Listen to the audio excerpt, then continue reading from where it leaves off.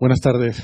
Hoy tenemos la cuarta conferencia que culmina el ciclo de Mujer y Ciencia que hemos venido acogiendo aquí en el Museo de la Ciencia y el Cosmos de Tenerife. Esta es una serie de charlas que empezamos con motivo del Día de la Mujer y la Niña en Ciencia, el 11 de febrero, que es un día que pretende fomentar las vocaciones y tratar de visibilizar los problemas de las mujeres que quieren dedicarse a la ciencia. Y bueno, pues hemos continuado este ciclo de charlas hasta pues prácticamente ahora el Día Internacional de la Mujer. Entonces voy a repetirme un poco en la presentación con lo que ya he dicho en las anteriores, lo siento, pero ya es la última vez que lo tienen que escuchar, de verdad. Y tiene que ver, bueno, es simplemente explicar de nuevo por qué es importante que sigamos haciendo este tipo de cosas, ¿no? Porque a lo mejor alguien puede pensar, bueno, pues si a mí lo que me gusta es la ciencia, ¿por qué me tienen que venir aquí a hablar de temas que a lo mejor son más políticos, son más sociales? Realmente no son tan políticos ni son sociales, son temas que tienen mucho que ver con la ciencia.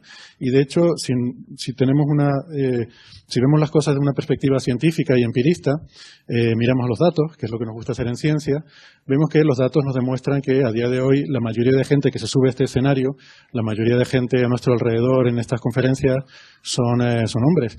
Y además, lo que nos dicen los datos, que es quizás incluso más intrigante, es que esa diferencia estadística entre hombres y mujeres que hacen ciencia va acentuándose a lo largo de la carrera investigadora. Es decir, a medida que vamos avanzando en la carrera investigadora, va habiendo más desproporción entre hombres y mujeres, ¿no? Entonces, es un problema que se ha debatido mucho, seguro que ustedes tendrán su propia opinión, habrán escuchado muchos debates, pero sin duda uno de los problemas, una de las razones que contribuyen a que exista este desequilibrio tiene que ver con los estereotipos de género, que es una cosa que todavía estamos muy sujetos a ellos, estamos bombardeados, estamos sometidos a estos estereotipos y creo que, bueno, es uno de los problemas y una de las cosas que hay que intentar corregir en nuestra sociedad, y para eso una de las mejores formas de hacerlo es visibilizar el papel que han jugado las mujeres a lo largo de la historia de la ciencia. Ha habido mujeres que han hecho contribuciones muy importantes al avance de la ciencia y que no siempre pues han sido recordadas pues al nivel que merecerían, ¿no?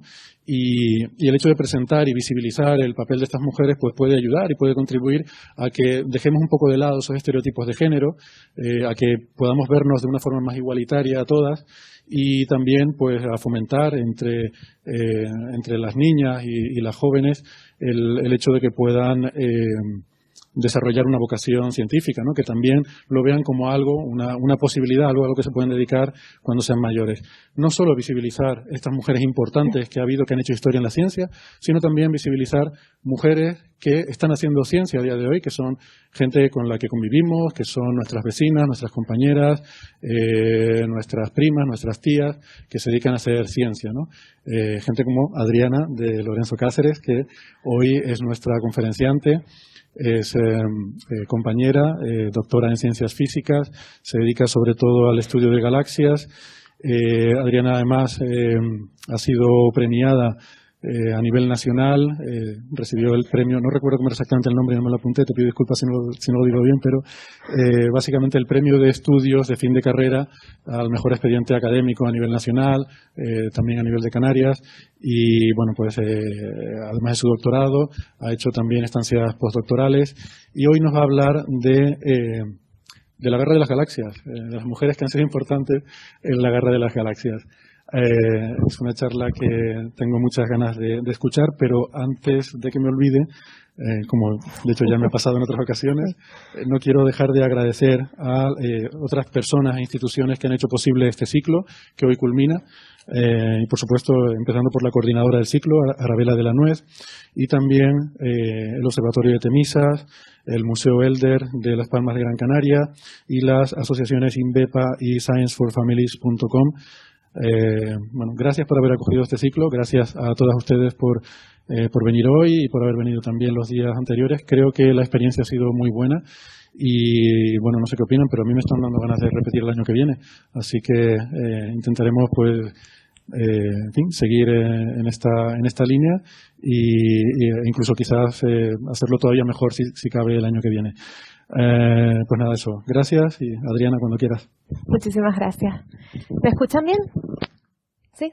Bueno, muchas gracias, Héctor, por la introducción.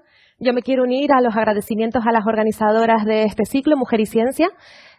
Bueno, en primer lugar también el Museo de la Ciencia y el Cosmos y Héctor por acogernos, todas las organizaciones que Héctor ha nombrado y en especial a la coordinadora, Arabela de la Nuez, porque ella lleva ya varios años haciendo actividades para promover y dar visibilidad al papel de la mujer en la ciencia, con charlas como esta y también con otras actividades, incluso en centros educativos. Así que muchas gracias a ella también. Por supuesto, darle las gracias a ustedes por estar aquí hoy, un viernes por la tarde. Es fantástico ver a tanta gente en actividades culturales como esta. Y simplemente empezar avisándoles de que si alguno de ustedes vino aquí hoy pensando que íbamos a hablar sobre Leia, Amidala, Rey, pues es el momento de que salgan de la sala corriendo, porque no vamos a hablar de ninguna de ellas. La Guerra de las Galaxias a la que yo hago referencia en el título, ya nos la introdujo un poco Héctor, tiene que ver con otra cosa. Dentro de la astrofísica, llamamos astrofísica extragaláctica a la rama que se dedica a estudiar otras galaxias, más allá de la Vía Láctea. Y realmente es una rama de la ciencia muy jovencita, porque fue en los años 20 del siglo pasado cuando se inició el debate sobre si existen más galaxias que la Vía Láctea. ¿Es la Vía Láctea todo el universo conocido? ¿O realmente el universo es más grande de lo que se pensaba entonces y hay otras galaxias?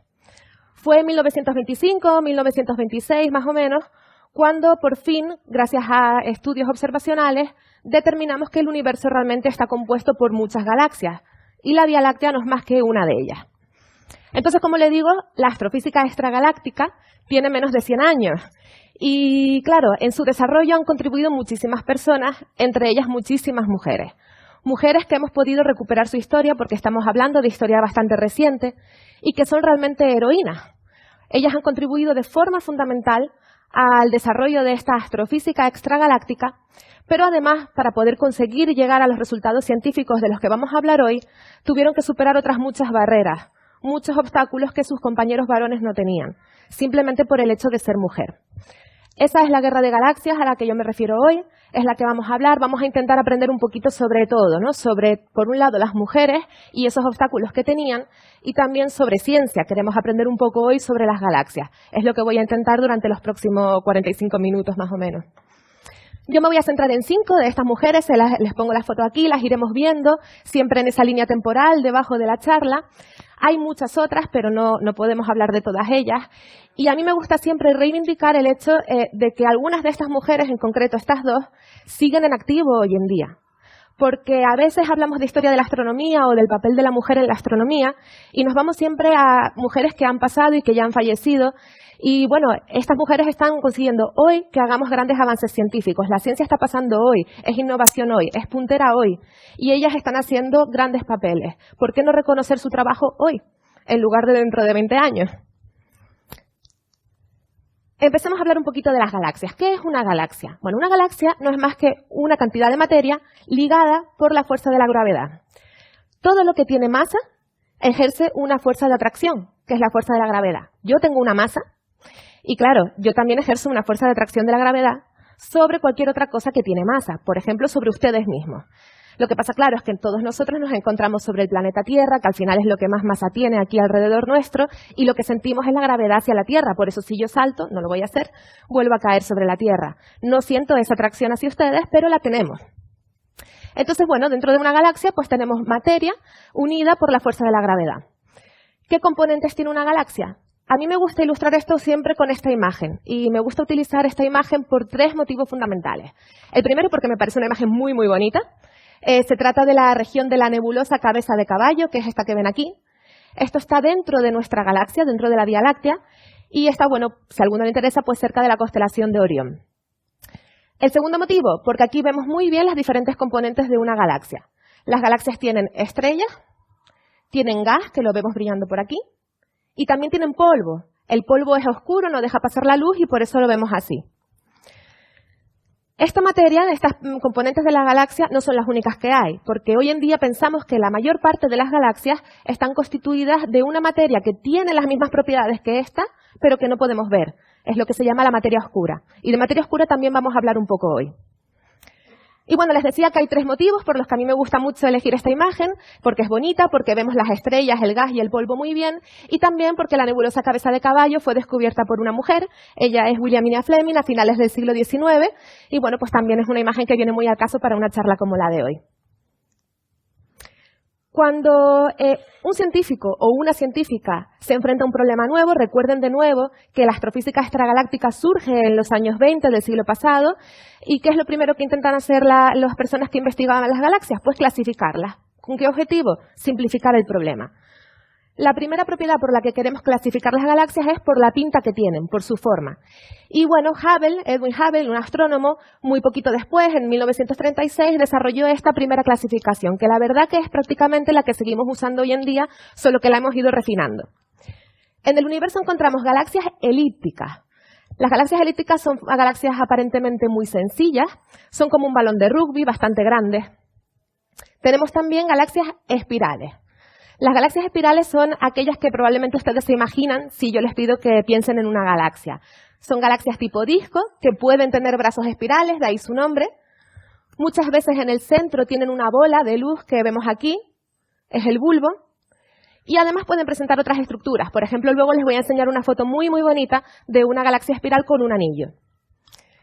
Hay galaxias que tienen formas menos definidas, galaxias irregulares o incluso galaxias que las vemos distorsionadas porque están interaccionando unas con otras. Y me he dejado para el final esta rama de aquí, las galaxias espirales barradas. Las galaxias espirales barradas son galaxias espirales, tienen también un disco, tienen también en ocasiones brazos espirales como estos o estos de aquí. Muchas veces pues tienen esa bola central o bulbo, pero además presentan una estructura alargada, es la barra de la galaxia. Cuando cuento esto, a mí me gusta pedirles que se imaginen a una persona haciendo pizza. Y siempre quiero poner un vídeo, pero cuando yo voy a buscar el vídeo en internet, siempre son hombres haciendo pizza. Yo no entiendo por qué tienen que ser hombres, no me parecía conveniente ponerlo, así que vamos a imaginárnoslo. Imaginemos que tenemos una mujer haciendo pizza y coge primero la masa de pizza, que es una bola, y se pone a darle vueltas en el aire de forma muy profesional y empieza a conseguir hacer la pizza. Al final la pizza coge forma de pizza, que es como un disco, como una circunferencia, ¿verdad? Como un círculo, ¿verdad? En el universo todo se mueve y en el universo todo gira. Y de hecho, las galaxias espirales sabemos que giran bastante rápido, con lo cual es bastante sorprendente si nos paramos a pensarlo que tengan una estructura alargada, porque esa mujer que hace la pizza nunca va a conseguir que la pizza le quede con forma alargada. Siempre le va a quedar como un disco, con una cierta simetría que llamamos de giro, de rotación. Entonces realmente tener una barra en una galaxia es algo fascinante, pero el problema no se queda ahí, porque les quiero presentar ahora a esta chica, esta es la que les decía antes, la galaxia muy bonita espiral que tiene un anillo, y ella se llama NGC 1291. NGC 1291 es una galaxia con una barra, y además pues tiene un bulbo en el centro. No sé si en esta imagen ahora mismo lo pueden ver muy bien, pero NGC 1291 es la primera galaxia para la que en los años 70 se descubrió que tenía no solamente una, sino 2 barras en ella. Es lo que llamamos la barra externa y la barra interna. Entonces les digo, en estos sistemas que están girando tan rápido, es bastante complicado que tengamos una estructura alargada, pero es que incluso encontramos que hay galaxias que tienen 2 estructuras alargadas a la vez. Ustedes se pueden imaginar que, claro, esto es fascinante y que dentro de la astrofísica extragaláctica hay una gran comunidad dedicada al estudio de las galaxias con barras. ¿Por qué se forman las barras? ¿Qué implica tener una barra en una galaxia? En España es particularmente importante esta comunidad.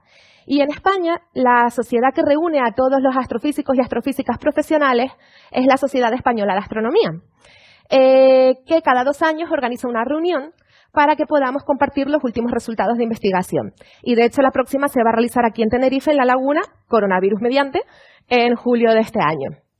Bueno, pues hace un poquito más de 10 años, en 2008, dentro de la reunión bianual de la Sociedad Española de Astronomía se dedicó una sesión entera a hablar sobre galaxias con barras.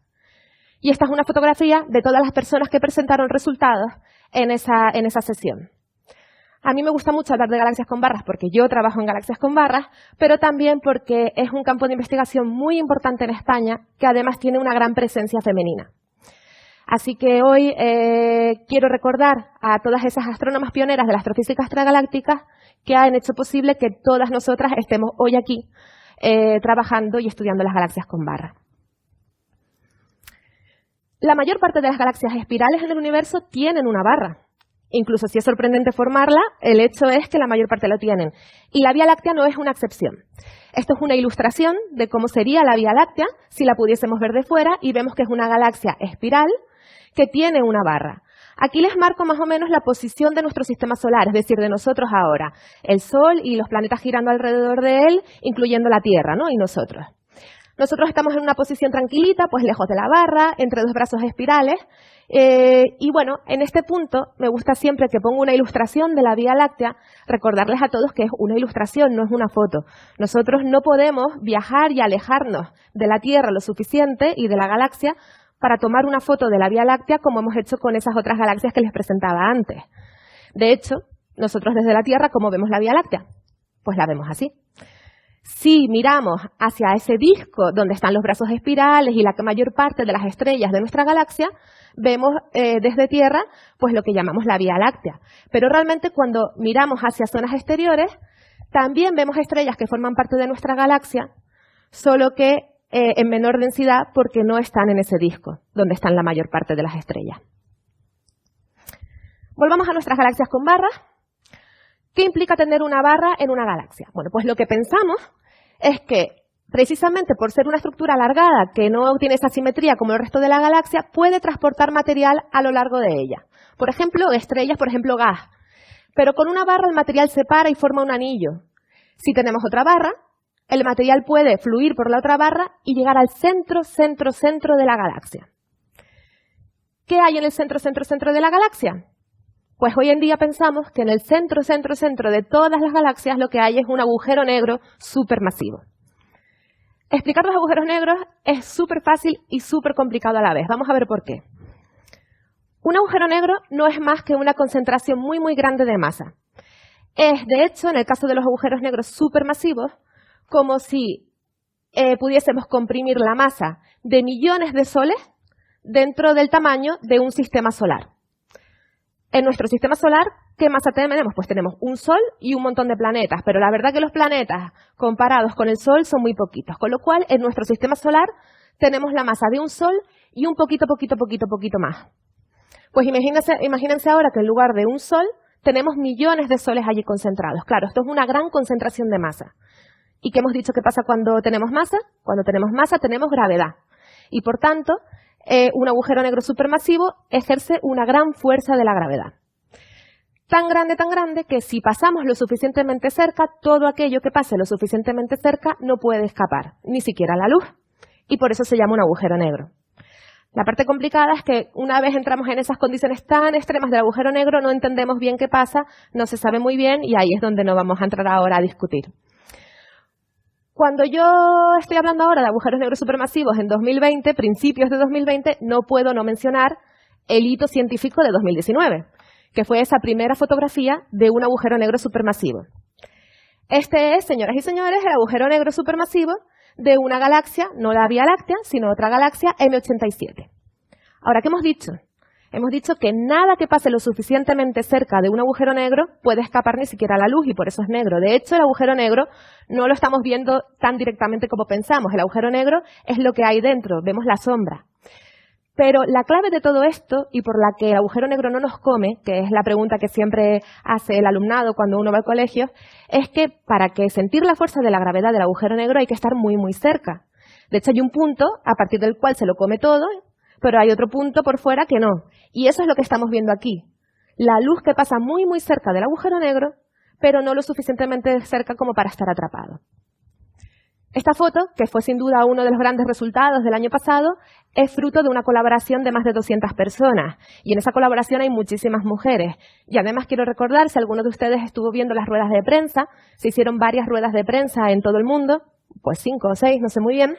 En algunas de ellas incluso hubo alguna mujer portavoz dando el resultado. No es habitual. Muchas veces en las ruedas de prensa científicas salen solo hombres, pero en este caso sí que había alguna mujer y de hecho en la colaboración había numerosas mujeres.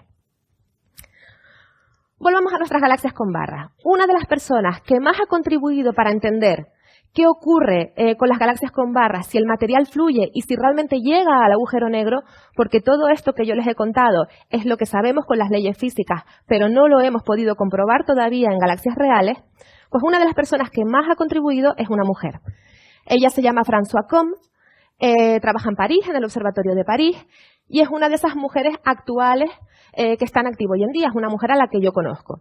De hecho, ella es una de esas pocas mujeres que cuando una va a conferencias sobre galaxias, en astrofísica extragaláctica, tienen charlas invitadas. Son mujeres normalmente una minoría, pero ella es una de ellas. Además es catedrática. Es una mujer catedrática de galaxias y cosmología en el Colegio de Francia. Françoise Combes podemos decir que es una mujer que ha roto el techo de cristal. ¿Qué es el techo de cristal? Bueno, el techo de cristal hace referencia al hecho de que las mujeres no progresan en la carrera científica. Ya lo contaba Héctor antes también en la introducción. A las mujeres nos cuesta más que a los hombres progresar en la carrera científica, llegar a puestos elevados, a puestos de responsabilidad. Y a mí me gustaría aprovechar aquí el momento para contarles cuál es la situación en la astrofísica en España.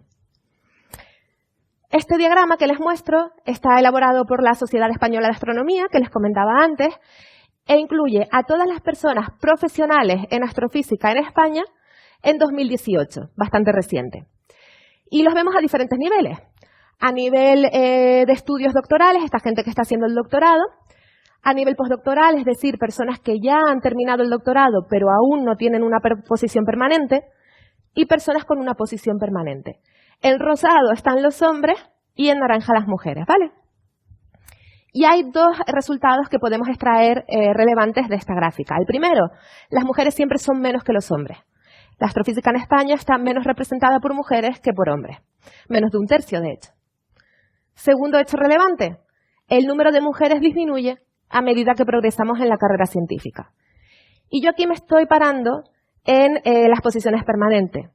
Ya no les quiero contar lo que pasa cuando, bueno, sí se los voy a contar, cuando vamos a puestos directivos de responsabilidad, por ejemplo, dirección de institutos de astrofísica en España, hay 3 mujeres en toda España que tienen algún puesto de dirección. Y una de ellas es la subdirectora aquí del Instituto de Astrofísica de Canarias, Casiana Muñoz, pero son muy poquitas. Bueno, pues esto es el llamado techo de cristal y esta es la situación que tenemos en general en todas las áreas de la ciencia y en particular en la astrofísica. ¿Cómo estudiamos las galaxias? Porque claro, yo les he contado, pues hay diferentes tipos de galaxias, pero por ejemplo, en el universo no entendemos todavía por qué. ¿Por qué hay unas galaxias que son elípticas, otras que son espirales? ¿Por qué una de esas espirales tienen barra y otras no? ¿Cómo se forman? ¿Cómo lo podemos estudiar?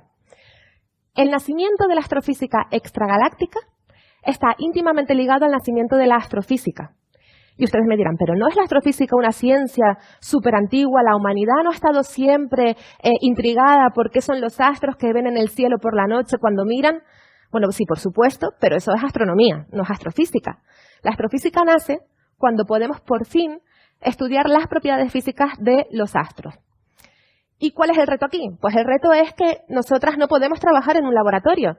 Nosotras no podemos tomar el Sol, por ejemplo, traerlo, ver cuánto pesa en una balanza, quitarle un cachito para ver de qué está hecho. Lo único que tenemos es la luz que nos llega de la estrella. La astrofísica nace a finales del siglo XIX, cuando por fin en astrofísica, en astronomía, empezamos a utilizar la técnica de la espectroscopía. La espectroscopía consiste simplemente en hacer arcoíris.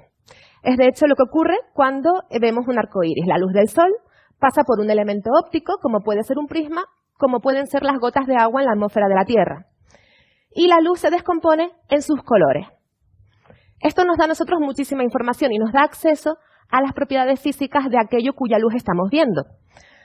Por ejemplo, aquí les pongo 3 espectros de 3 diferentes estrellas, tomados a principios del siglo XX.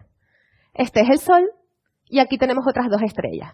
Y lo que vemos es que en el arco iris o espectro del Sol hay colores que sí están, pero también hay colores que no están. Y esa información es diferente en las diferentes estrellas. Bueno, con esto yo puedo obtener las propiedades físicas. ¿Por qué? Por ejemplo, porque los diferentes elementos químicos tienen también su propia huella espectral, tienen su propio espectro, sus propios colores. Viendo qué colores tengo y qué colores no tengo, puedo saber, por ejemplo, de qué está hecha mi estrella. Pero además la luz es muy potente, nos proporciona muchísima información, porque el arco iris es aquello que el ojo ve y va del rojo al violeta. pero realmente hay luz de muchísimos otros colores. Hay luz mucho más roja que el rojo. De hecho, todos los microondas que seguramente ustedes tienen en casa calientan la comida porque utilizan luz más roja que el rojo. Y también hay luz más violeta que el violeta. Por ejemplo, pues el ultravioleta. Y también la luz que se utiliza para que ustedes se puedan hacer una radiografía en un hospital. Aquí les pongo una de las galaxias que me gustan a mí, una de esas galaxias con barra. Aquí está.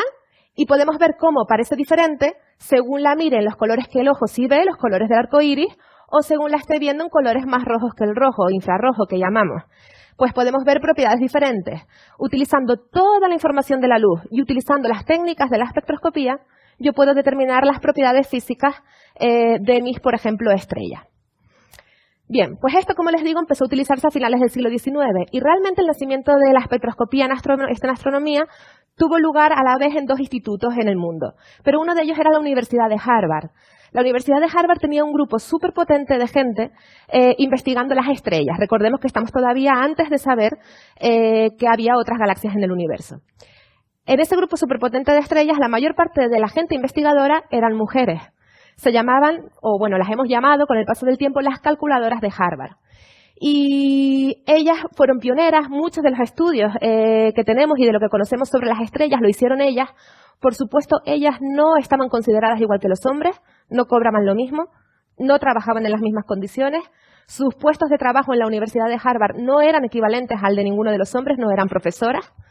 Pero ellas, por ejemplo, son las que han hecho posible, o las que hicieron posible, en los años 20, descubrir que realmente hay otras galaxias más allá de la Vía Láctea. Así que también hay que reconocer su trabajo. La astrofísica extragaláctica, como les digo, pues nació en esos años 20, un poquito después, ya inmersos en una era donde se utilizaba la espectroscopía para estudiar las propiedades físicas. Y con la espectroscopía podemos determinar la edad de las estrellas en una galaxia, la composición química del gas dentro de mis galaxias, cómo se mueven las estrellas y el gas en las galaxias y muchas otras cosas. Yo a lo largo de mi carrera me he dedicado principalmente a estudiar las estrellas en las galaxias y en concreto las estrellas en las galaxias con barras, y por eso les voy a hablar un poco sobre estrellas hoy. La edad de las estrellas. Les dejo que lean la pequeña viñeta que ha sido realizada por Carlos Paso, mola saber que tiene unos recursos educativos muy interesantes si quieren verlos. Pero bueno, esto a mí solo me sirve como introducción para comentarles que las estrellas dentro de las galaxias tienen muchísima información. Porque yo, estudiando la edad de mis estrellas en las galaxias, puedo intentar entender cómo se formaron y resolver esa pregunta de por qué unas galaxias desarrollan barras y otras no. ¿Por qué hay galaxias elípticas y galaxias espirales? Una de las personas que allanó el camino para esto y realizó los primeros estudios para intentar entender cómo envejecen las estrellas en las galaxias y cómo podemos nosotras hoy extraer información fue una mujer. Ella se llama Beatrice Tinsley. Siempre que les enseñe una astrofísica y les ponga un apellido en blanquito, no en amarillo, es porque es el apellido que tenía antes de casarse. Algunas de ellas se casaron, adoptaron el apellido de sus maridos y con ese apellido es con el que las conocemos hoy porque con él publicaron sus trabajos. Pero bueno, a mí me gusta siempre pues también recordar el apellido que tenían antes. Beatrice Tinsley podremos decir que es una astrofísica realmente vocacional. A ella le encantaba investigar. Y realizó importantes estudios en este campo. Fíjense que ella vivió muy poquitos años, falleció con 40 años. Y además llevó una vida bastante complicada respecto a esos obstáculos que hablamos que tienen las mujeres. Ella creció en Nueva Zelanda, se casó con un astrofísico, Bradley Tinsley, y bueno, su pareja, su marido, sí que trabajaba en una universidad en Nueva Zelanda y ella no podía acceder a ella precisamente por eso. Luego al marido le dieron una posición en Estados Unidos, en la Universidad de Texas. Ella fue allí y tampoco la dejaron trabajar, pero es que encima se cuenta la anécdota de que se enfadó un día muchísimo porque por ser mujer de un profesor de la Universidad de Texas tenía la obligación, entiendo que por costumbre, entiendo que no por escrito, pero quién sabe, por contrato, pero ella tenía la obligación de organizar cada cierto tiempo un té, una merienda para los profesores de universidad. Y claro, ella por ahí dijo que no pasaba, porque ella quería investigar en la universidad, no quería estar encima organizándoles el té. Beatrice Tinsley recibió un premio bastante prestigioso, se llama Annie Cannon, es un premio para mujeres astrofísicas. Y fíjense que pese a su corta vida, de hecho hoy en día existe un premio Beatrice Tinsley que no es para mujeres, es para mujeres, hombres y quien sea, de excelencia astrofísica dado por la Sociedad Americana de Astrofísica. Pero quizás el aspecto más importante de la vida de Beatrice Tinsley es que ella, para poder desarrollar su carrera científica, tuvo que abandonar a su familia, a su marido y a sus hijos. ¿Por qué? Porque el trabajo que le dieron a ella fue en la Universidad de Yale. De hecho, fue la primera profesora de la Universidad de Astronomía de la Universidad de Yale. Esto es un ejemplo claro del problema de que se enfrentan las mujeres con la conciliación. Incluso hoy en día todavía la conciliación familiar recae más en los hombros de las mujeres. Y muchas veces la conciliación pasa por descuidar o abandonar tu trabajo para poder atender a tu familia. Ella pues decidió poner primero su trabajo, pero a costa de hacer el sacrificio de alejarse de su familia. Es una consecuencia bastante triste. Bueno, como les digo, Beatrice Tinsley ayudó a entender cómo se forman las estrellas en las galaxias y cómo podemos estudiarlas. ¿Qué sabemos, por ejemplo, hoy en día acerca de eso y de las galaxias que me gustan a mí, las galaxias con barras? Les recuerdo aquí, les traigo de nuevo a nuestra amiga, NGC 1291. Recordamos que esta es una galaxia que tiene no una, sino dos barras. Y el año pasado, en el Instituto de Astrofísica de Canarias, estudiando la edad de las estrellas de estas galaxias, fuimos capaces, por fin, de entender cómo se forman los sistemas de dos barras en las galaxias. Este tipo de trabajo solo lo conseguimos el año pasado. ¿Por qué? O de resultados, más bien. ¿Por qué? Bueno, en primer lugar, porque por fin tenemos todos esos conocimientos que ha aportado gente como Beatrice Tinsley. Pero también porque estamos trabajando con datos que solo podemos tener hoy en día. ¿A qué me refiero? Bueno, este trabajo lo realizamos con datos de unos telescopios muy, muy, muy grandes que están en Chile y que tienen un tamaño de 8 metros. Para la astrofísica extragaláctica, tener telescopios muy grandes es muy importante. Y de hecho, el telescopio más grande del mundo, en las longitudes de onda, en el rango que nosotros vemos, está en La Palma. Es el Gran Telescopio Canarias, que tiene 10,4 metros de tamaño, ¿vale? Una de las personas que más empujó por la necesidad en astrofísica, y en particular en astrofísica extragaláctica, de tener telescopios muy, muy, muy grandes, fue una mujer. Esa mujer se llama Sandra Faber. Y es otra mujer que también está en activo hoy en día y que también podemos ver en algunos de los congresos. Bueno, yo hace mucho que no la veo, pero está en activo hoy en día. Sandra Faber, como les contaba, promovió la construcción de grandísimos telescopios. Ella se dio cuenta de que era fundamental para que realizáramos esos avances científicos que estamos realizando hoy en día. Se la considera, por tanto, la madrina de unos telescopios que se llaman Keck, que están en Hawái y que tienen 10 metros de diámetro y son dos. Están ahí un poquito más pequeños que Gran Tecán, pero son dos. Además, lo que les pongo aquí es una animación del telescopio espacial Hubble. Es un telescopio especial espacial. Es más chiquitito, claro, porque está en el espacio, pero este telescopio nos ha dado muchas alegrías, muchos resultados científicos, y Sandra Faber contribuyó, de hecho, al desarrollo de parte de sus instrumentos y trabaja muchísimo con datos de este telescopio. Pero quizás a mí lo que más me fascina de Sandra Faber es que realmente ella sí que podemos decir que fue un referente que llamó la atención entre un mundo de hombres, el mundo de la astrofísica extragaláctica de los años 80 y 90. De hecho, ella formó parte de un grupo de 7 científicos que se les apodó los 7 samuráis, que bueno, pues vinieron con una teoría sobre astrofísica extragaláctica cuyos resultados todavía hoy son un poco controvertidos, pero esto dio muchísima visibilidad, el tener una mujer dentro de ese grupo poderoso de hombres que fueron los 7 samuráis. Y yo estoy segura de que Sandra Faber ha sido la inspiración de muchas de las mujeres que hoy en día investigan las galaxias.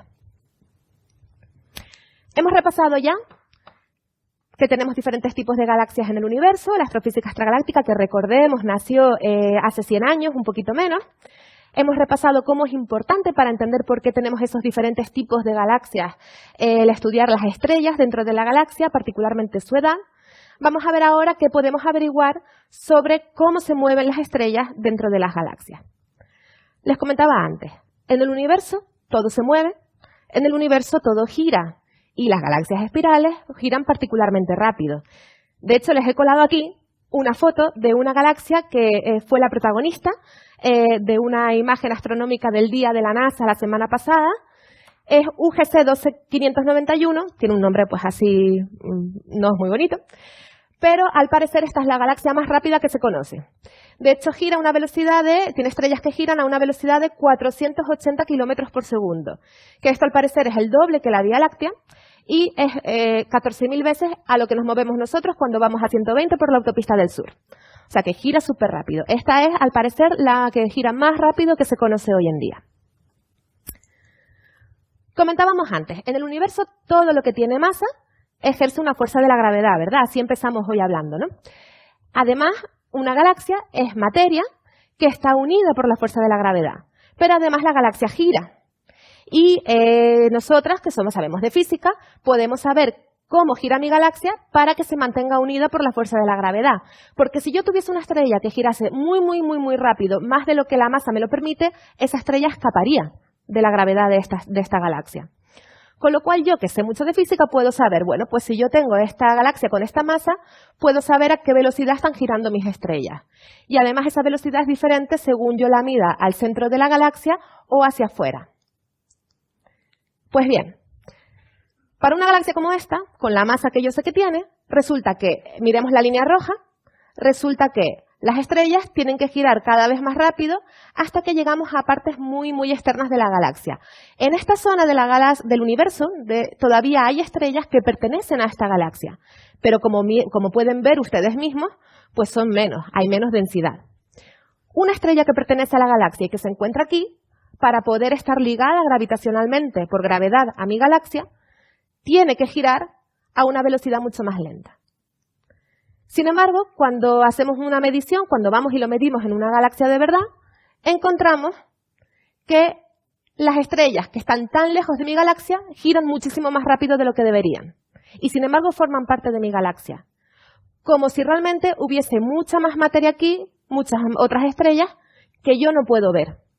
Bueno, pues este tipo de trabajos y este resultado, que se hizo en los años 80, es considerado la primera evidencia de la existencia de materia oscura. Materia que está aquí, que aporta masa, pero que no podemos ver. Este tipo de trabajos lo realizó una mujer.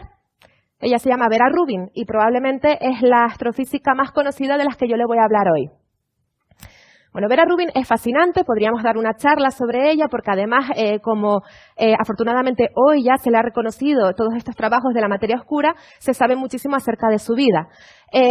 Sin embargo, vamos a dejar claro que en su momento, cuando ella publicó estos resultados, no se le hizo caso, pasaron 20 años antes de que se le hiciera caso, y además, bueno, hoy en día gran parte de la comunidad científica opina que se le tuvo que haber dado el premio Nobel por este tipo de trabajo, pero ella pues no lo recibió, ya falleció, por lo tanto pues ya nunca se le dará. Vera Rubin fue un ejemplo además de mujer que se encontró con muchísimas barreras. Para mí la palabra que la describe es perseverancia, porque se enfrentó a muchísimos problemas y ella pues siguió como pudo y además siguió de manera excelente haciendo grandes aportaciones a la ciencia. Vera Rubin estudió en una universidad para mujeres en Estados Unidos, eso era muy común, las mujeres no accedían a las universidades normales a las que iban los hombres, pero había centros para que ellas pudieran estudiar. Y luego quiso hacer su doctorado en la Universidad de Princeton. No se la admitió por ser mujer. No importa, ella hizo su doctorado en la Universidad de Georgetown. Y luego les hablaré un poquito más del doctorado, pero fíjense el colmo de lo absurdo, se enfrentó a problemas como que no se podía reunir con su director de tesis. Y no se podía reunir con su director de tesis porque su director de tesis tenía el despacho en una ala del edificio donde las mujeres no podían pasar. Así que, pues, tuvieron que buscar otra manera, no sé cómo fue. Luego, por ejemplo, pues además ella fue la primera mujer en observar desde un observatorio en Estados Unidos, el observatorio de Monte Palomar, y tuvo que construirse su propio baño, porque no había baños para mujeres, las mujeres no podían acceder. Cuando por fin ella alcanzó cierta posición de prestigio, dedicó mucho tiempo de su vida a luchar porque a las mujeres se las incorporase en el sistema, pudiesen acceder a instituciones científicas, a instalaciones y a sociedades. Y siempre valoró todos estos obstáculos que ella encontró como el aspecto más triste de su vida. Pero todo esto no es lo más importante para mí, de Vera Rubin. Para mí lo más importante es el trabajo que ella realizó en su tesis doctoral. Porque durante su tesis doctoral, ella estudió cómo se distribuyen las galaxias en el universo. Y además estudió cómo giran las galaxias según su posición en el universo. Y ella encontró que las galaxias no se distribuyen de cualquier manera, sino que se agrupan en lo que ella llamó racimos de galaxias. Bueno, a ella nadie le hizo caso, pero es que no le hicieran caso, es que la atacaron. Es más, ella contaba que fue precisamente todo ese ataque que sufrió a raíz de esas investigaciones, que decidió cambiar de tema y ponerse a estudiar cómo rotan las galaxias y acabó dando con la materia oscura. Bueno, les voy a poner ahora un vídeo muy breve de 5 segundos. Tiene letras, si no lo leen no pasa nada porque yo se los voy a contar igual. No tiene sonido, ¿eh? En este vídeo lo que estamos viendo es una simulación por ordenador de cómo sabemos hoy en día que están distribuidas las galaxias en el universo.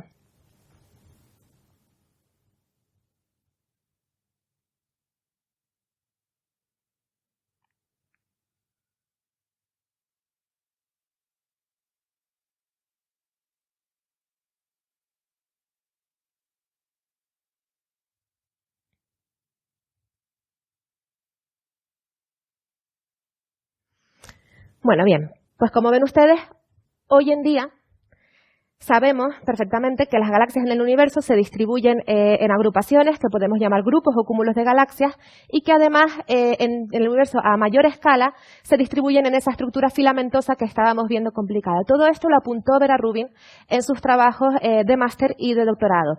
Nadie le hizo caso, pero es que hoy en día tampoco nos acordamos de ella cuando lanzamos estos resultados. Fueron 20 y pico años después de que ella hiciese su tesis cuando llegaron otros grandes nombres a decirnos que las galaxias del universo se distribuyen en cúmulos, los podemos llamar también racimos. Bueno, es otro de los grandes ejemplos de la gran mentalidad, la brillantez que tenía Vera Rubin y que incluso hoy todavía no le estamos reconociendo.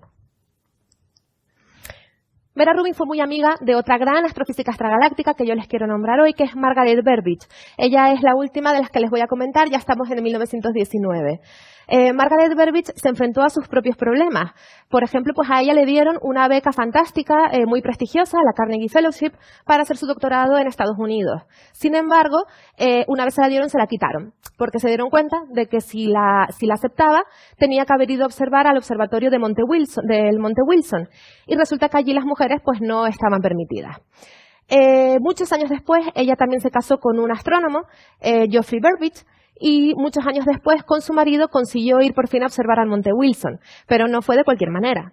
Fue como ayudante asistente de su marido, y además con la condición de no dormir allí. Cuando uno va, yo misma, cuando vas a un observatorio a trabajar, pues tú trabajas por la noche en tu telescopio y allí mismo en las instalaciones hay dormitorios para que puedas dormir y volver a la noche siguiente. Los observatorios muchas veces están en sitios remotos y no es cómodo estar desplazándose. Margaret Burbidge y su marido tuvieron que irse a dormir fuera del observatorio porque no estaba permitido que una mujer durmiese allí. Ella también recibió el premio Annie Cannon, recordemos, ese era el premio que había recibido Beatrice Tinsley, la primera astrofísica de la que les... Bueno, no fue la primera, creo, no. Esta astrofísica de aquí, de las que les hablé antes. Sin embargo, recordemos, era un premio para mujeres astrónomas. Margaret Burbidge lo rechazó porque ella consideraba que no tenía por qué haber dos ligas, la Liga de Ciencia de Mujeres, la Liga de Ciencia de Hombres. ¿Por qué? Los resultados científicos son excelentes, haga quien los haga, ¿no? Así que ella lo rechazó para reivindicar que no tiene por qué haber diferencias entre mujeres y hombres en ciencia.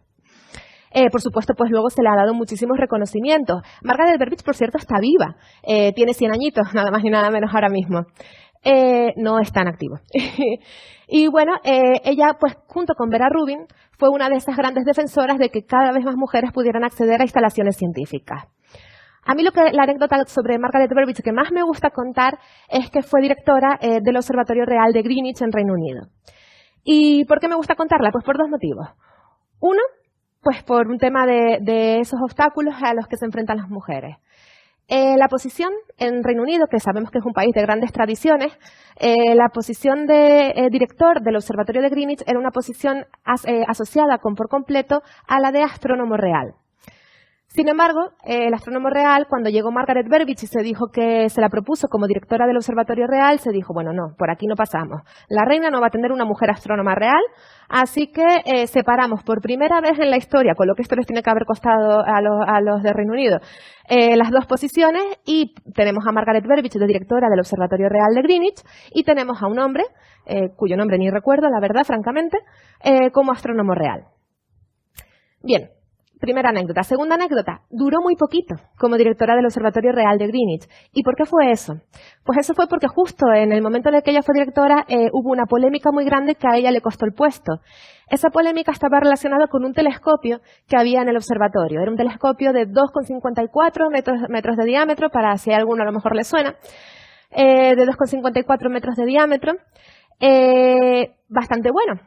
Pero resulta que estaba desaprovechado, porque el tiempo del clima en Reino Unido pues no era tan bueno. Y entonces, en la época de Margaret Burbidge, se decidió trasladarlo a un sitio donde fuese más útil aprovechar. Y claro, todos sabemos cómo nos comportamos para nuestras cosas, a veces nuestras cosas que no son nuestras, pero bueno, al parecer pues se montó un poco de follón porque la gente no quería que se lo llevaran. Se lo llevaron, Margaret Burbidge dejó el cargo, pero el caso es que este telescopio se llama el telescopio Isaac Newton y lo tenemos aquí en La Palma, en el Observatorio del Roque de los Muchachos. Es un telescopio que queremos mucho, es británico, pero mucha gente del Instituto de Astrofísica de Canarias ha trabajado con él y ha dado lugar, sin duda, a muchos trabajos científicos muy importantes. Bueno, ¿cómo se mueven las estrellas? Vamos a no perder de vista qué es lo que pasa hoy en las galaxias que a mí me gustan, ¿no? Esas galaxias con barras. Volvemos a nuestra amiga NGC 1291, la galaxia bonita que tiene una barra grande y una barra pequeña. Pues con esos datos de telescopios grandes el año pasado pudimos estudiar cómo se mueven las estrellas en esta galaxia y gracias a eso pudimos, por ejemplo, descubrir que en esta barra chiquitita de esta galaxia hay una estructura que llamamos, y este es el nombre científico que tiene, estructura de cacahuete o de maní. Les voy a enseñar una animación que hizo pues Gabriel Pérez, un compañero del Instituto de Astrofísica de Canarias, que ilustra siempre muy bien con vídeos y fotos los resultados científicos que tenemos. Aquí vemos esta galaxia vista de frente, tal y como la vemos en el universo, y resulta que si nosotros pudiésemos verla de lado, es decir, la pizza no por arriba donde vemos los pimientos, sino desde el bordito, pues esa barra pequeña tiene una estructura con forma de cacahuete o maní. Bueno, este tipo de estructuras sabemos que existen en muchas barras, pero es la primera vez que lo vimos en una barra pequeña. Y esto a nosotros nos da muchísima información sobre, por ejemplo, pues cómo se ha formado esa barra, qué vida ha llevado, qué le ha pasado, cuándo se tuvo que formar y cómo. Así que son resultados muy importantes que podemos sacar mirando simplemente cómo se mueven las estrellas en la galaxia. Bueno, yo estoy llegando ya al final de la charla. Hemos repasado ya 5 astrofísicas extragalácticas. Y siempre me gusta terminar pidiéndoles que no perdamos la perspectiva. La astrofísica extragaláctica nació a finales de, hace menos de un siglo, en 1920, pero a la astronomía, que es una ciencia que, como decíamos antes, siempre ha inquietado a la humanidad desde los orígenes, siempre ha tenido la contribución, de muchísimas mujeres. Mujeres que han querido investigar. Ha habido, seguro, muchísimas a lo largo de la historia. Mujeres que además las circunstancias les han permitido hacerlo en mayor o menor medida, pues habrá habido varias. Mujeres a las que hoy además podamos recuperar información de ellas y hablarles a ustedes, no tantas. Pero no hay que perder de vista que ellas están ahí. Tenemos, por ejemplo, a Caroline Herschel. Caroline Herschel es considerada la primera astrónoma profesional porque cobró un sueldo por ser astrónoma. Pero no cobró un sueldo por ser una astrónoma excelente, que lo fue. Ella descubrió estrellas dobles, descubrió cometas, construyó telescopios. Pero Caroline Herschel fue contratada porque era hermana de William Herschel. Y William Herschel era astrónomo real en Reino Unido, con lo cual a ella la contrataron como ayudante del hermano. Caroline Herschel seguramente ayudó a su hermano, William, a descubrir el planeta Urano, por ejemplo. Aquí les pongo a Hipatia de Alejandría. Hipatia de Alejandría estamos hablando ya del año 300, más o menos, 350, 400. Hipatia de Alejandría es una mujer famosa porque hubo una película sobre ella, la película Ágora de Amenábar, hace ya bastantes años. Y bueno, pues ella fue una gran científica. En esa época, pues científica implicaba ser matemática, astrónoma, filósofa y además enseñaba. Y ella murió asesinada por precisamente esa cualidad de racionalidad que tenía. Se nos cuenta pues que probablemente los hombres de su época se sintieron atacados porque al final el conocimiento y la inteligencia desafían al poder. Y claro, pues para esos hombres perder el poder no les hizo mucha gracia y ella, el hecho es que murió asesinada. Sabemos de astrónomas anteriores, les puedo nombrar a Glaurique de Tesalónica en el siglo IV antes de Cristo, pero la documentación es complicada de entender, es escasa, no es tan seguro. El caso es que astrónomas ha habido siempre y es importante que las recordemos en día como hoy porque todas ellas han ido allanando el camino, sirviendo de referentes y superando barreras y obstáculos para que hoy en día seamos muchas astrofísicas. Y nosotras contribuimos con charlas como esta para intentar allanar el camino de las mujeres astrofísicas del futuro. Yo quiero terminar dejándoles una cita de Virginia Woolf, sobre en unas conferencias que ella dio en 1928 y luego publicó un año después, sobre mujer y novela, pero ella allí vaticinaba: dentro de un siglo, las mujeres habrán dejado de ser el sexo protegido. Lógicamente participarán en todas las actividades y empeños que antaño les estuvieron prohibidos. La niñera descargará carbón, la tendera conducirá una máquina. De todo podrá suceder cuando el ser mujer deje de ser una ocupación protegida. Nos queda un poquito para que pasen esos 100 años que ella dice. Yo espero que realmente durante esta década de los nuevos 20 que estamos entrando podamos avanzar muchísimo en este tema y dentro de unos años miremos solamente a los resultados científicos sin que nos importe quién está detrás de ellos. Y para eso pues les doy muchísimas gracias a ustedes por estar aquí, porque es fundamental que ustedes vengan, y con esto termino. Muchas gracias.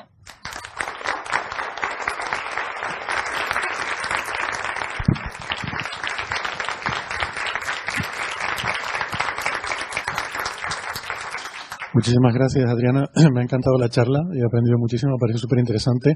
Además, no sé si se ha apreciado cómo en esta charla, con una perspectiva histórica, hablando de mujeres a lo largo de la historia de la Guerra de las Galaxias, también ha ido colando resultados nuevos, cosas muy recientes, de investigaciones muy nuevas y que está bastante actualizada. Y ese es el lujo de poder tener a gente que está en primera línea hablándonos de su investigación. Si les ha gustado, a mí me encantó además la forma de contarlo, también les recomiendo que lean Gaveta de Astrofísica, que es la sección que coordina Adriana en el periódico El Día, y que ha sido una iniciativa que tú tuviste, que impulsaste y que has estado ahí, no solo con contribuciones de ella, sino también de otra gente que han contribuido artículos para esa sección. Si tienen preguntas o comentarios que quieran hacer, ahora es el momento. ¿Una pregunta? Sí, por aquí. Una cosita, estamos grabando el audio de esta charla. Si alguien prefiere que su pregunta o el comentario que vaya a hacer, pues que no quede en la grabación, que por favor me lo haga saber, ¿vale? Buenas tardes, encantado de la conferencia. 3 detalles nada más. Amenábar estuvo ahí donde está usted cuando estuvo en la película. Lo que usted contó de las calculadoras de Harvard, por supuesto no son las mismas que la película de las figuras ocultas, ¿no? No. Por tiempo y todo. ¿Quieren que quiere decirlo así? Sí, no, y un último detalle. ¿En qué situación está ahora el telescopio que pretenden poner en La Palma en debate con Hawái? Nada más que eso. Vale. Gracias, Gracias a usted. Sí, pues a la de Amenábar. Yo no recuerdo en qué año fue la película de Ágora, pero hace un montón. 2000 y poco, sí. Bueno, si quiero lo buscar con el móvil. Bueno, sí. Lo que sí puedo decir es que esa película, el asesor científico fue Antonio Mampaso, compañero nuestro, a la sazón director de este museo. Sí. O sea que ha ido perdiendo mucho el puesto de director de este museo con los años, pero hubo una época en que Antonio Mampaso era director del museo. Bueno, les recomiendo que vean la película si no han tenido ocasión de verla, porque pues es la vida de Hipatia de Alejandría y es muy interesante y está muy bien hecha, como todas las películas de Amenábar. Sí. Sí, y efectivamente, y la película de figuras ocultas también es muy interesante y está muy bien hecha. No es la misma, no se trata del mismo grupo de mujeres. Las calculadoras de Harvard son ese grupo de mujeres que trabajó a finales del siglo XIX, principios del XX, en la Universidad de Harvard, y que se dedicaban principalmente a hacer esos cálculos sobre estrellas.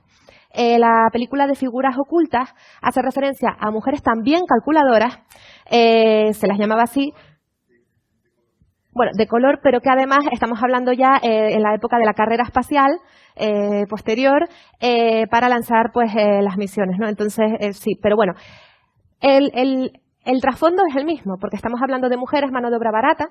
Claro, avanzamos el tiempo, las mujeres avanzan más, pero mujeres encima de color pues se quedaron todavía ahí, pues mano de obra barata, lamentablemente. Que hacían un trabajo excelente y por tanto era fantástico porque hacían un trabajo muy bueno por muy poco precio, las podían tener allí trabajando y bueno, en esa película se ve muy bien algunos de esos problemas como los que yo he contado, ¿no? Lo del baño, el hecho de que las instalaciones científicas no estaban preparadas para las mujeres Y todas esas barreras, afortunadamente, pues las hemos ido superando, pero estamos hablando de los últimos 50 años. Con lo cual, fíjense cómo cambian las cosas en 50 años. Todavía nos quedan otros obstáculos por superar. Y la situación del TMT, yo si le soy sincera, probablemente sé lo mismo que usted, pero no sé si hay alguien aquí que quiera comentar algo más. Lo que sé es que están debatiendo sobre dónde colocarlo. Parece ser que la gente del TMT pues se resiste a traerlo a La Palma, que era la segunda opción. El TMT, por cierto, es un telescopio de 30 metros. Aquí el más grande que tenemos es 10,4. Esto es un salto cualitativo y cuantitativo. Estamos hablando de pasar de 10 a 30. Es un proyecto que ya tenía que haberse empezado a construir en Hawái, que fue el sitio elegido. Pero bueno, hubo problemas porque la montaña en Hawái, donde la iban a construir, es una montaña sagrada. La gente local protestó. Ha habido toda una historia bastante larga. Nos hemos retrasado bastantes años. Todo esto pues perjudica a la ciencia, claro, pero también pues habrá que respetar a la gente. El hecho es que la segunda elección, al parecer, era La Palma, pero bueno, todavía yo hasta donde sé, no sé si se han decidido a moverlo, porque claro, ya tenían, en cierta manera, una organización y una infraestructura en Hawái, ¿no? Entonces, bueno, yo no tengo más información y no quiero decirles cosas que no sean verdad, pero no sé si hay alguien a lo mejor que sepa más entre el público y quiera aportar algo. Yo sí quiero añadir algo, pero es a nivel de medios de comunicación. No tengo tampoco información privilegiada sobre el tema, pero sí que en Hawái el problema había llegado a que el año pasado los manifestantes, la gente que se opone a la construcción del telescopio, habían cortado la carretera de acceso al observatorio. Esto está en la Isla Grande, en la isla que se llama Hawái, y es un volcán de 4.000, algo así como 4.000 metros de altura. Entonces la carretera que sube al observatorio, que ya hay un observatorio muy importante allí, pues la habían cortado y no permitían el paso de nadie. Se montó un pollo muy grande porque el gobernador mandó allí a la policía estatal, hubo detenidos, de hecho detuvieron a 30 de los ancianos venerables de las tribus aborígenes que estaban liderando esa protesta y por supuesto, bueno, hubo una reacción social muy fuerte. Entonces, al final, pues un poco el Estado cedió. Y los manifestantes han estado ahí cortando la carretera, llevan ya más de un año. El problema es que el propio observatorio se había quedado aislado, no se podía trabajar en ningún otro telescopio. Entonces, en noviembre pasado, creo que fue, se negoció una tregua en la cual el proyecto se comprometía a no hacer ninguna actividad de construcción y los manifestantes permitían el paso de los demás vehículos para que se pudiera seguir funcionando el resto del observatorio. Eso terminó el 29 de febrero. O sea, esa tregua tenía como fecha límite el 29 de febrero. Ahora están intentando negociar otra para ver si extienden otros 2 meses más, pero es que no está pasando nada. Y, por ejemplo, Japón ya ha dicho que están muy descontentos con cómo va el tema y que han congelado los fondos que tenían previstos para gastar este año en el TMT, que no es que lo hayan retirado, pero que han dicho que, bueno, este año ese dinero ya deja de estar reservado y lo van a gastar en otras cosas. Y la India, por ejemplo, ha salido diciendo, que es otro de los socios, el consorcio es China, Japón, India, Estados Unidos y Canadá. Y India ha salido diciendo que ya llevamos 4 años parados, que esto no puede seguir así, vamos a La Palma y lo hacemos allí. O sea que está complicado el asunto, no sabemos por dónde. Yo lo que espero es que se haga en algún sitio y que no se acabe rompiendo el consorcio, ¿no? Pero de nuevo, si alguien sabe algo más, pues que lo pueda decir. ¿Naira? ¿Tú tienes? No. Vale. Pues más preguntas, comentarios. Espera, que te dejo el micrófono.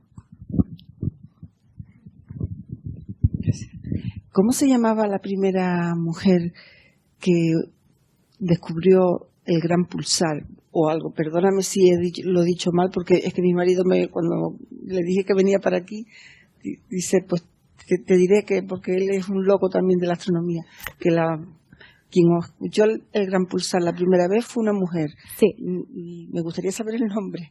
Muchas gracias. Lo has dicho perfectamente. Es Jocelyn Bell. Sí. Y su directora de tesis recibió el premio Nobel, ella no. Por ese trabajo. Por ese descubrimiento. Por ese descubrimiento. ¿Otra pregunta?